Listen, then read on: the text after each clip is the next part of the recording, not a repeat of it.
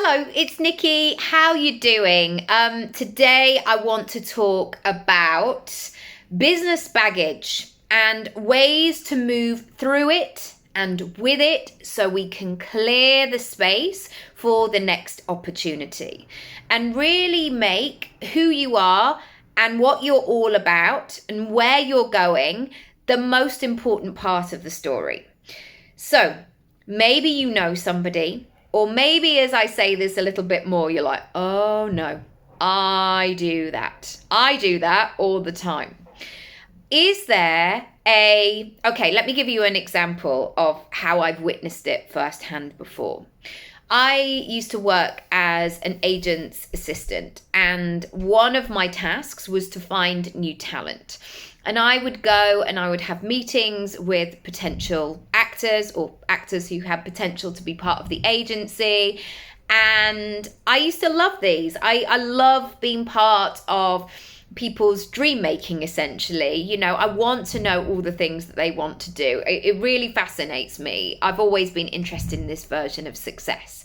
So I would show up ready to rock and roll. And also, this was time away from the desk. This was time away from the office. So I wasn't just doing this for jolly time, because I knew I'd have to catch up later.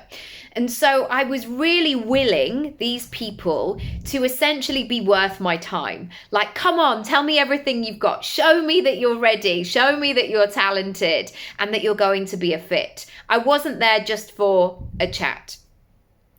And you would be amazed, or maybe not, how many people would waste that opportunity. And they would spend their whole time in the past, telling me about what hadn't worked, what they wanted, where they were let down, where they were disappointed, how they fell out with somebody, how they felt misunderstood. And sometimes these meetings were only 15 minutes long, because if you're seeing a number of people, you have to limit it in some way. And what would happen is we would get 12 minutes in, and I would be aware of this, and I would have to switch them into, so what do you want now? Why are you here? Where are you going next? And they would then suddenly realize, oh, I've been talking, or maybe they wouldn't realize, sometimes that would happen. Oh, I've been talking about this other stuff, and I have forgotten about all the other stuff I actually want to do.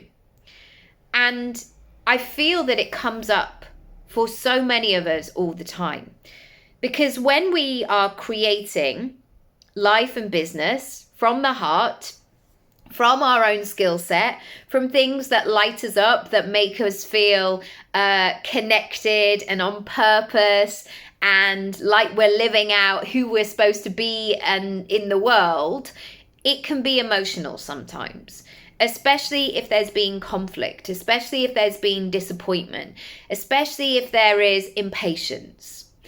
However, it is your job to do that work. And you might be like, well, I can't do all the things because it's too much. There has to be a way to make this work, because otherwise, okay, let's fast forward the other option. What's going to happen if you continue to hold on to these stories of the past and take them into every single meeting, opportunity, face-to-face, collaboration, potential opportunity, etc.? What's going to happen? Well, firstly, you're going to be known as that person that tells those stories, that says how that agent treated you, or how you had that meeting and it didn't work out and they were late, and whatever it might be. And secondly, over time, that is going to take up the most amount of headspace for you, because the more you spend in that headspace, the less likely it is that you're going to be creating the new stuff. And what will happen is, staying in that old space, over time, it will just get bigger and bigger and gnarlier and more unpleasant, and maybe a bit more exaggerated, and it will become a thing and it will begin to define you. And so if you're watching this and you know you want to go bigger, if you know you want to start opening the next level of opportunities, I want to give you some ideas today to really clean this up. And it's going to be in 3 parts. So make sure you're subscribed, make sure you're following along, and make sure you get all the parts. So the first thing that I want you to do is to write all these things down and almost have a business baggage blurt out on your piece of paper. So I want you to write down every time you've been disappointed, every time you felt hurt, every time where you've been frustrated or impatient, or somebody screwed you over, or something that is still lurking in the background that you're like, oh, why did I say that? Oh, why was I late on that day? Why did I mess that thing up? Why didn't I prepare? And I want you to be really honest with yourself and do this in a very safe environment, because sometimes it can be painful. However, once it's out there on your piece of paper, my intention is that you will feel so much better, because once you name it, once you label it, you'll understand what it is. And once you know what it is, once you've labeled it, you can then do something with it, rather than just having this like stuff going on. That's what it feels like for me when I have stuff in my head, or sometimes it's a feeling, sometimes it's a smell, or you get triggered and I'm like, why am I feeling like that? What is underneath here? What's going on underneath the surface? So that is the first task. The second thing is being willing to let it go. And this has been really interesting for me. And this is about linking back to your goals. So when I grew up, nobody in my point of reference wanted to do what I wanted to do. I didn't even know any creatives.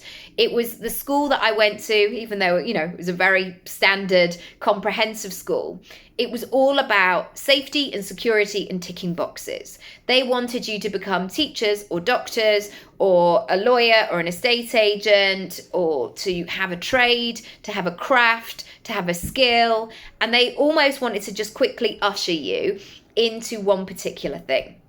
So then when I show up, I'm like, I want to act, I want to create, I want to help people, I want to speak on stages, I want to have a podcast.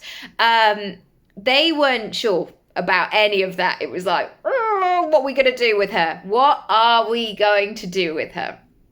And so even when I moved down to London at 18, this is interesting. I had overly grateful energy. I was so humble. I was so in that space of like, I just couldn't believe it that I'd actually been granted a place. I couldn't believe it that I actually made it there. Not made it, but like made it to London.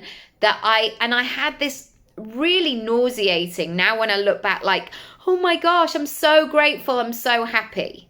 I love a gratitude chat as much as anybody, but sometimes we have to own, I've worked bloody hard for this. And the result that I have now created is because I have built those foundations. It's because I showed up every day. It's because I chose this rather than this. So after a while, the success was inevitable. The coming and going to drama school at 18 was inevitable after a while, because I did everything in my power to make that happen. And I also, alongside that, I've been so humble and so grateful, and that lurked around for so many years, I can't tell you. I also lived a lot in scarcity. I lived in, and this was also this sense of society, or all the shows like X Factor, that wasn't quite coming in, but Pop Stars and all of that, was that there would be one chance, there would be one lucky break. And so in a way, I was almost like always on the hunt. It was almost like, oh, looking for the perfect person that you're going to marry. Like, is this the person? Is this the one? Like, I had that kind of nervy energy because I didn't want to miss it. Like, what would happen if the perfect opportunity came by and I was like not awake for it? What would happen then? And so therefore, I would go into situations almost with this needy energy of like, is this the one thing? Is this going to make all my dreams come true? Is this the lucky break that I want?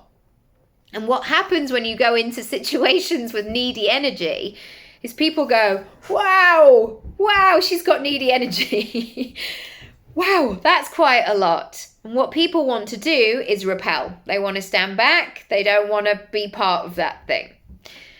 And then what I realized was, the more that I did this, the more compassion that I had for myself, the more I continued just to put myself in the room or any of the rooms, I realized that there was an abundance of opportunities.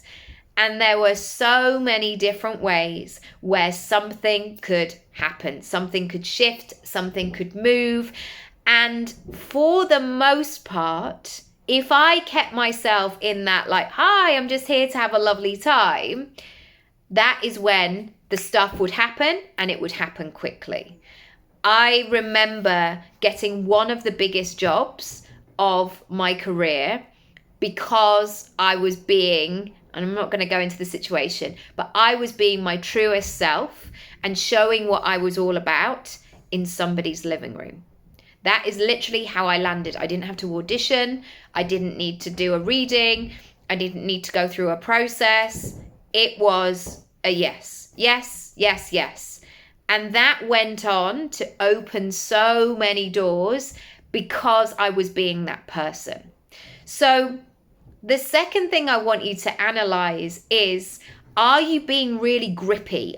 Do you have like that needy energy of like, hi, I don't want to waste the time. You know when you've been into meetings with people and they have that like, I really want this.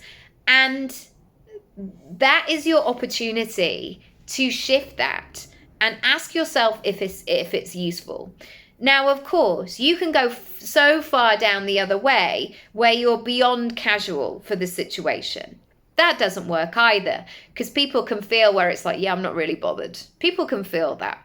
So it's about finding that sweet spot of, I am ready and I'm available, but if it's not this, it's something else. And that is a really interesting energy to play in, because that means that you are essentially detached from the outcome. As Daniel Priestley says, and if you haven't read his books, I would check them out. I'll link them down below. It's called With or Without You energy. It's almost like going out on a girls' night out and being like, I might meet the person of my dreams, but I might not. I might just have a nice time with my girls. It's like with or without you. It's not like, I mean, I haven't been to a club for a long time, but that sense of like, right, I'm going to find them. Guess who? No, they're not going to be right there. No, oh, that one, maybe. Yes, great. You don't have to go in with that. I hope you've got lots from today. My main instruction / invitation to you is to be honest. And when you think you've written down all of those things, all of those gnarly things, write down 5 more and allow that piece of paper, that running notebook to lurk around. Because once you've unlocked that, they'll start to come out. And so just be really gentle with yourself today, but write them all down. See what comes up to play, and I'll see you in part 2. Lots of love. Bye.